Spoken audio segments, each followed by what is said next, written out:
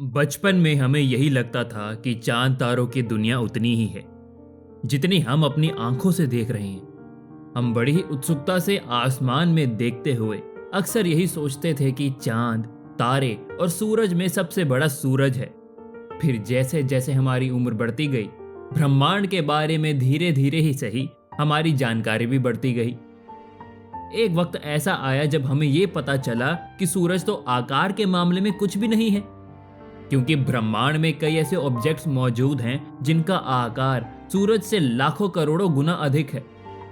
दोस्तों, पृथ्वी से 19,570 light years दूर स्टीफेंसन 218 ही हमारे सूरज से 10 बिलियन गुना ज्यादा बड़ा है। स्टीफेंसन 218 अब तक खोजे गए बड़े स्टार्स में से एक है। लेकिन दोस्तों, ये भी सच है कि वर्तमान में इससे भी बड़े स्टार्स ब्रह्मांड में मौजूद हैं। ये तो बात हो गई स्टार्स की, लेकिन आज की वीडियो में हम बात करने वाले हैं गैलेक्सीज के बारे में। अगर मैं आपसे ये पूछूं कि इस ऑब्जर्वेबल यूनिवर्स में सबसे बड़ी गैलेक्सी कौन सी है, तो आपका जवाब क्या होगा? जाहिर सी बात है कि लोग अपनी अपनी समझ के अनुसार इस सवाल का जवाब देंगे। कुछ लोग मिल्की वे गैलेक्सी को या किसी अन्य गैलेक्सी को आकार में बड़ा बताएंगे, और जिनकी जानकारी ब्रह्मांड के क्षेत्र में अधिक होगी वो IC 1101 का नाम लेंगे। काफी हद तक ऐसे लोग अपने अपने हिसाब से सही भी हैं, लेकिन असल मायने में ब्रह्मांड में मौजूद सबसे बड़ी गैलेक्सी कौन सी है, क्या आप जानते हैं? अगर नहीं तो चलिए इस वीडियो के माध्यम से यही जानते हैं कि ब्रह्मांड में सबसे बड़ी गैलेक्सी कौन सी है। लेकिन ये जानने से पहले कि ब्रह्मांड की सबसे बड़ी गैलेक्सी कौन है, अगर आपने अब तक हमारे चैनल को सब्सक्राइब नहीं किया है तो कृपया इसे सब्सक्राइब कर लें, ताकि हम ऐसे ही मज़ेदार वीडियोस बनाते रहें और आप तक पहुंचाते रहें। दोस्तों, कुछ समय पहले तक सबसे बड़ी गैलेक्सी होने का रिकॉर्ड IC 1101 के पास था, लेकिन वर्तमान में वैज्ञानिकों ने एक ऐसी गैलेक्सी को ढूंढ लिया है जो IC 1101 से कई गुना बड़ी है। इसके आकार को जानकर खुद वैज्ञानिकों को बिलीव नहीं हो रहा था कि इतना बड़ा ऑब्जेक्ट भी यूनिवर्स में एग्जिस्ट करता है। वैज्ञानिकों को हैरानी इस बात की भी है कि आखिर हमारे ब्रह्मांड में ऐसे और कितने रहस्य भरे पड़े हैं जो समय समय पर हर नई खोज के साथ ब्रह्मांड के रहस्यों को और गहराते जा रहे हैं। खैर, रहस्यों की बात को अगर किनारे रखा जाए तो इस बात में भी कोई दो राय नहीं है कि विज्ञान ने अपने क्षेत्र में काफी तरक्की की है, क्योंकि एक दौर था जब इंसानों को यही लगता था कि सूरज पृथ्वी का चक्कर लगाती है, और आज एक दौर है जब विज्ञान की मदद से ही हमें हमारी पृथ्वी सहित हमारे सौर मंडल और मिल्की वे गैलेक्सी के बारे में काफी जानकारी हासिल है। और अब अगर हम बात करें सबसे बड़े गैलेक्सीज में से एक IC 1101 की, तो दोस्तों आपको बता दूं, इसकी खोज 19 जून 1790 में famous British astronomer William Herschel ने की थी। ये वो दौर था जब हर इंसान जो कि ब्रह्मांड के विषय में रुचि रखते हैं, वो रात के वक्त आसमान में तारों की ओर देखकर ब्रह्मांड और ब्रह्मांड से जुड़ी चीजों के बारे में सोचा करते थे। दोस्तों, इसी दौर में विलियम हर्शल को पृथ्वी से 1 बिलियन प्रकाश दूर मौजूद IC 1101 गैलेक्सी मिली, और इस खोज ने उन्हें उनके एस्ट्रोनॉमी करियर को एक नई दिशा दी। विज्ञान जगत सहित पूरी दुनिया भर में उन्होंने खूब नाम कमाया। दरअसल ये खोज कोई छोटी मोटी खोज नहीं थी, क्योंकि IC 1101 एक बेहद ही विशाल आकार की गैलेक्सी थी। और इसके बाद साल 1991 में जब हबल स्पेस टेलीस्कोप के द्वारा इस गैलेक्सी की तस्वीर खींची गई, तब तो और भी हैरानी हुई। हैरानी इस बात की थी कि कैसे इतनी बड़ी गैलेक्सी ब्रह्मांड में हो सकती है। उस वक्त बहुत से वैज्ञानिकों ने यह तक मान लिया था कि इससे बड़ी गैलेक्सी ब्रह्मांड में कोई और हो ही नहीं सकती। रिपोर्ट्स के अकॉर्डिंग IC 1101 का रेडियस तकरीबन 2 मिलियन प्रकाश वर्ष के बराबर था। साथ ही इस गैलेक्सी में तकरीबन 100 ट्रिलियन तारे मौजूद थे।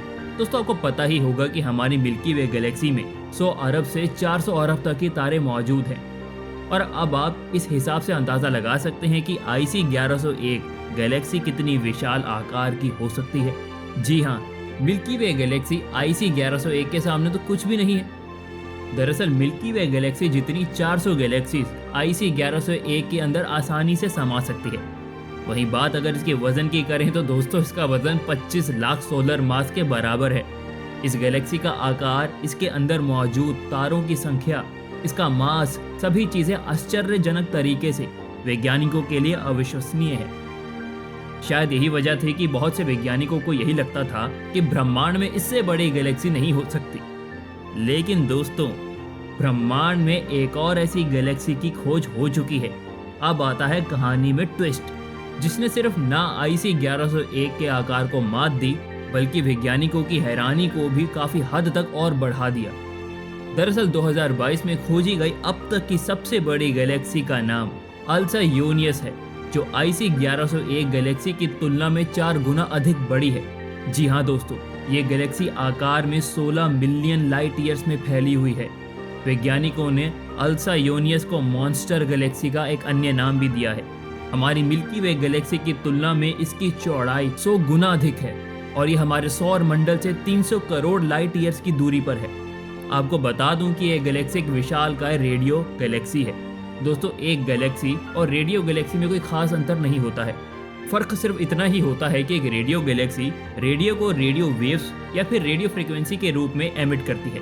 जिस प्रकार से बहुत से वैज्ञानिक IC 1101 गैलेक्सी को ब्रह्मांड की आखिरी सबसे बड़ी गैलेक्सी के रूप में देख रहे थे, उन्हें इस गैलेक्सी की खोज के बाद ये मानना पड़ रहा है कि वास्तव में ब्रह्मांड के रहस्यों के बारे में हम काफ़ी कम जानते हैं, क्योंकि अल्सा यूनियस के आकार ने उन्हें बेहद हैरान किया है। अभी अल्सा यूनियस के आकार के बारे में भी लगातार रिसर्च जारी है कि आखिर इसका आकार इतना बड़ा क्यों है। जर्नल एस्ट्रोनॉमी एंड एस्ट्रोफिजिक्स में अल्सा यूनियस के बारे में आई एक रिपोर्ट के अकॉर्डिंग मार्टिन का कहना है कि इसका निर्माण किसी छोटी गैलेक्सी की वजह से हुआ होगा, जो अभी भी शायद इसके भीतर ही मौजूद है।